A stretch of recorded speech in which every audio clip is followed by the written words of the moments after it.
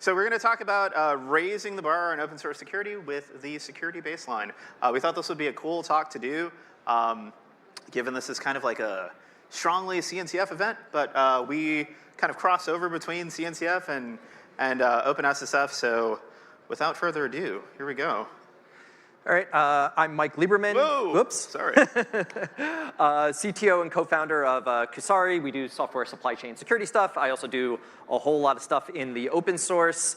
For folks who are familiar with the, or not familiar with OpenSSF, it's the Open Source Security Foundation. I'm a member of the governing board, as well as a member of the Technical Advisory Council.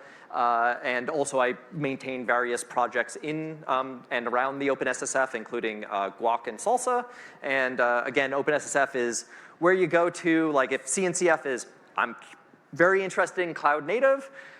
If you're just generally interested in open source security, you come to OpenSSF. Yes. So OpenSSF, for those who are not familiar, Open Source Security Foundation. Do we say that? Yeah. Open Source Security Foundation. So we both are participants in CNCF and OpenSSF. Myself, I'm a technical architect in the office of the CTO at Bloomberg, Technical Advisory Council member alongside Mike. Former governing board member as well. If you've heard of a little tool called Scorecard, I'm one of the maintainers and steering committee members for Scorecard. I'm also one of the Kubernetes steering committee members and SIG release chair. So I run the team that is responsible for releasing Kubernetes every cycle. So security is kind of really important to me. But anyway.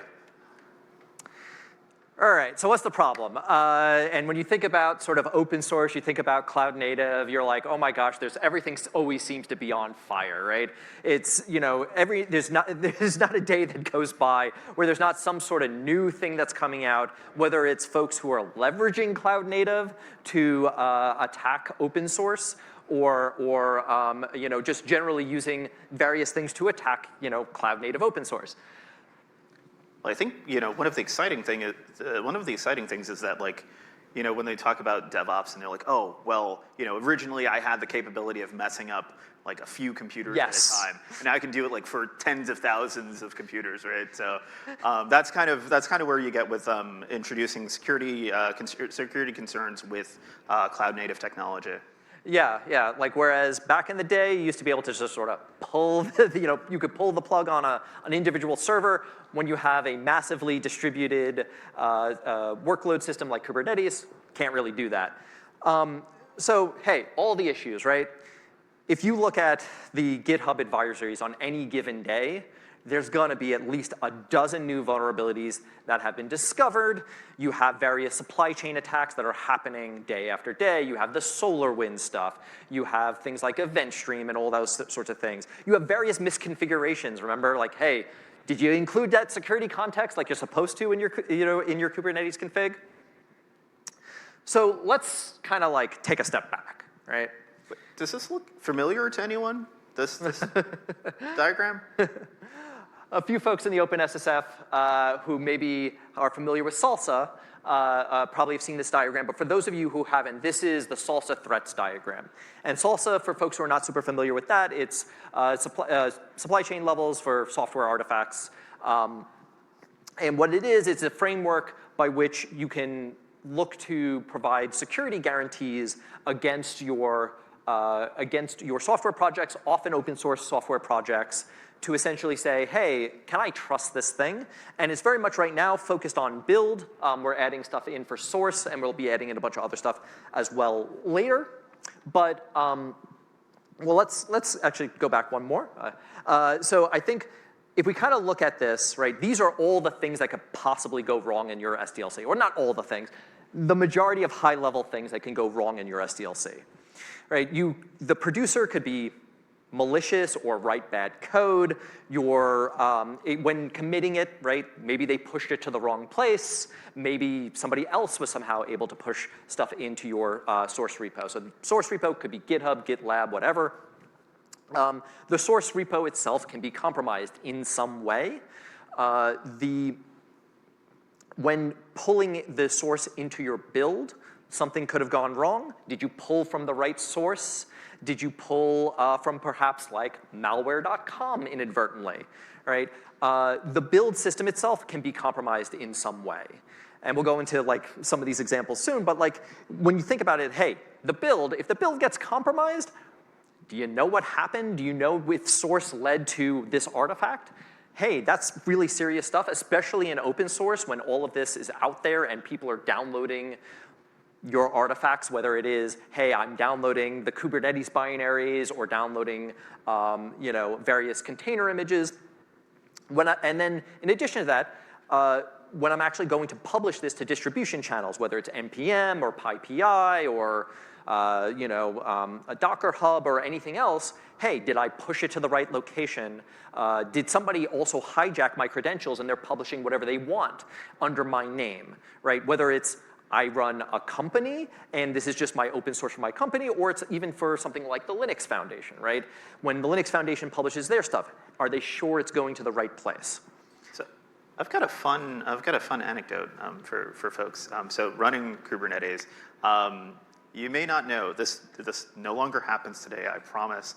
But a lot of the infrastructure for Kubernetes used to be run on Google-owned GCP projects, which means Google-owned GCP projects are especially configured, and there's certain things that only Googlers can do to get those projects done. So the Kubernetes releases used to come out really late in the day, and that was our release team meetings used to happen later in the day, and part of that was because we needed to sync with Googlers, right? So previously with Kubernetes, to get a Kubernetes release out the door, we had to contact a team of people that we'd call the Google build admins, who would download the artifacts to someone's laptop, sign it with a Google package signing key, rapture it up to, so they have this process internally called rapture, and bring it up to the Deb and RPM repositories. So previously, if you've ever touched a Kubernetes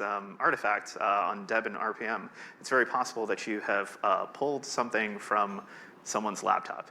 And that makes me sad and upset. We no longer do that. I'm sorry, but that was the process before. Yep. And so everything that was just brought up, it's not just for your system, but now you have to worry, what if the dependencies I'm pulling in? What if the people I'm working with, the libraries I'm pulling in, what if they're doing the same things? And so a couple of examples of these threats, right? The producer, we said, could be malicious, XZ, right? Yeah, for folks who remember that from last year, most likely state-sponsored actor, pretended to be a really good developer and yada yada and trying to do the best, and they got maintainership of a project and they injected malicious binaries inside the QA code. When authoring and reviewing, right, you can make mistakes. For example, the OpenSSF regression vulnerability.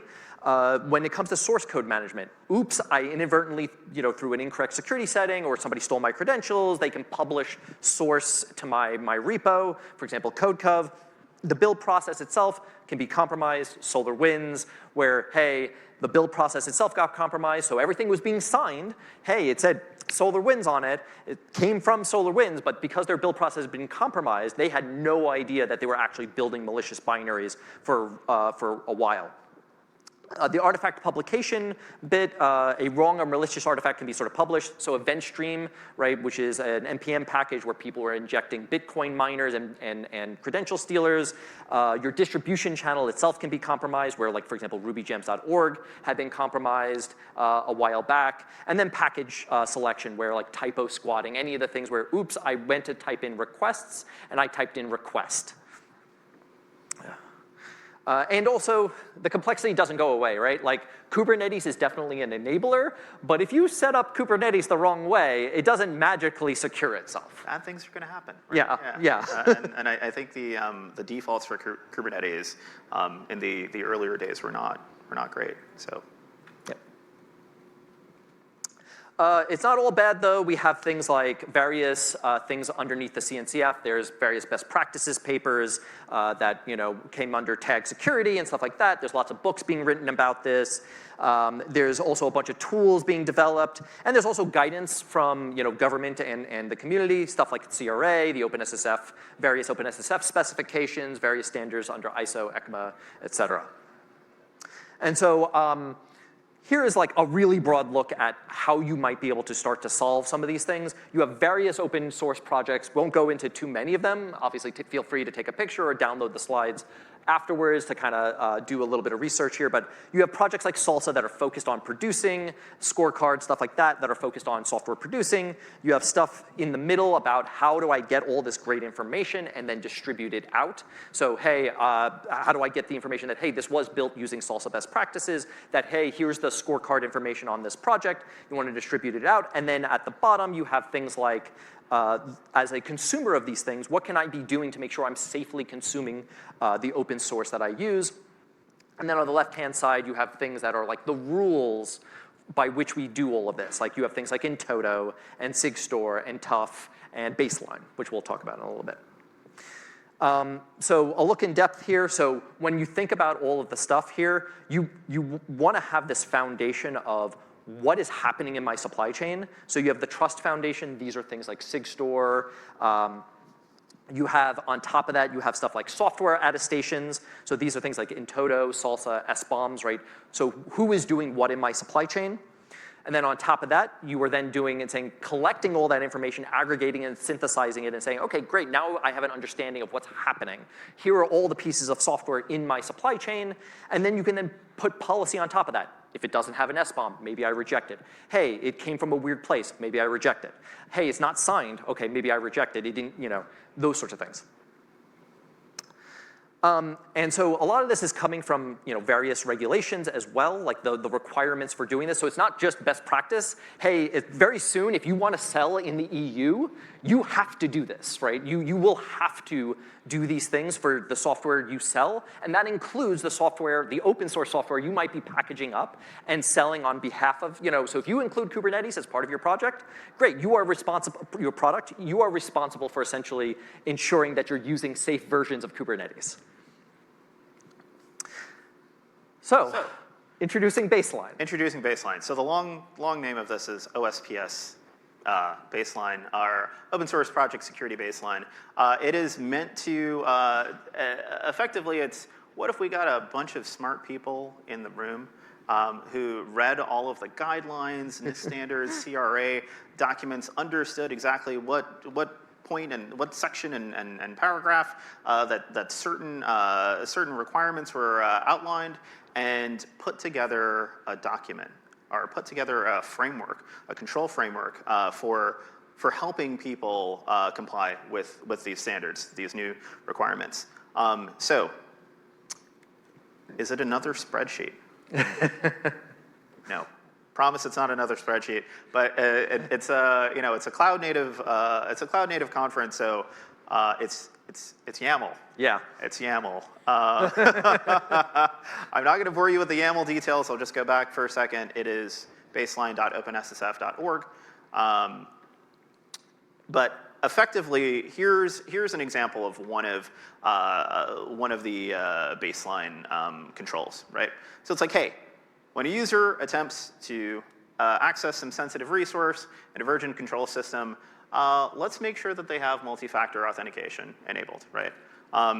It seems simple, it seems obvious. It's probably something that you're already doing. If you're on GitHub as of, what is it, June 2023, 2024, or something like that, two-factor is enforced, right? Yep. So this is like, check the box if you're using GitHub. Good job, everyone. So the baseline is broken up into, so it goes into the external frameworks mapping, so you can see that the CRA is there and what sections that it's outlined in the CRA. Best practices badge, lots of other acronyms that that are escaping me at the moment. For folks in the Gov, it's Secure Software Development Framework. Right. And a bunch of other ones. Obviously, there's going to be mappings into some of the NIST controls for the folks who do have to spend their time in spreadsheets. We'll have some of that, but the idea here, again, is it's not intended to be a new spreadsheet. It's intended to essentially say, hey, here's a bunch of stuff you should just be doing generally, very simple, straightforward things. And I think for people who have to focus on securing each of these components day to day, I'm not sure if you're going to remember OCRE 486813, yep, et cetera, right? So this is really a really great way to encapsulate all the information that is required to comply with some of these new regulations. So the anatomy of the baseline of a baseline control, you saw OSPS, so Open Source Project Security Baseline. AC, so that is the control family abbreviated, or access control in this case, and then you've got an index within that control. So there are multiple indices within a baseline control, and then there are also control families, right? So we're cutting across access control, build and release, documentation, et cetera, et cetera. A lot of these things are going to look very familiar to you if you have spent any time doing open source software maintenance or spending time in an open source program office in OSPO, or doing security risk and vulnerability management internally at your companies, right? So again, you could already be doing this, right? Again, a link to an example of, so this is the Technical Advisory Council repo, but this is also around our process, how we onboard new projects into the OpenSSF. There are requirements at each level. So we have a maturity model for OpenSSF. For people who are in the CNCF ecosystem, this will look very familiar. Sandbox, incubating, graduated. We probably copied it from you, right? Yeah. But for each of these levels, the requirements to move from level to level, we have now integrated, at least from the OpenSSF perspective, integrated the baseline requirements into our maturity model process. Yep. Right? And even though it's not there yet, for the folks who are, let's say, maintainers of CNCF projects, or even anywhere in the Linux Foundation, there is a high likelihood that this will probably be something that is enforced sort of across the board. Especially given that, hey, if you want to comply with the CRA, that's going to have to happen anyway, and there's a lot of pressure on open source foundations to not release bad code to the rest of the world. So hey, that might be coming sooner, rather than later. So there's a strong possibility for top-level guidance around this across Linux Foundation and Linux Foundation directed funds. So OpenSSF has kind of kicked off this process, and we are also piloting it with drinking our own champagne, or yes, piloting it across a few OpenSSF projects today.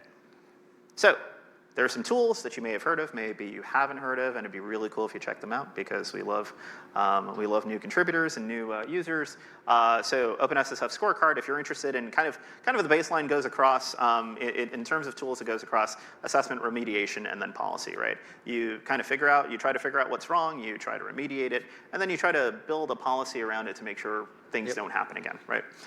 So Scorecard, Minder, Privateer, Darn It. Is a new one.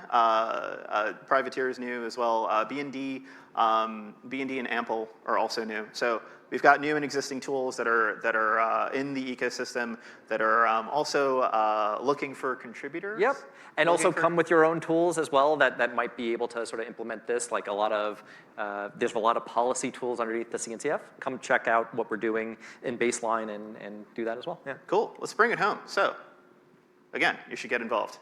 There is a new working group that came out within the OpenSSF. I think we approved it 3-4 weeks ago. Yeah, it's got about a month. Yeah. Called Orbit Working Group, or Open Resources for Baselines, Interoperability, and Tooling. And that working group includes the Open Source Project Security Baseline. I mention Scorecard again. Shameless self-promotion. Yep. For my project. Is there another project you want to mention? Guac. That's Guac. Yeah. Come check out Guac. And then finally, if you want to catch us on the internet, on the interwebs, Mike's info is up there, as well as mine. Yep. And that's that.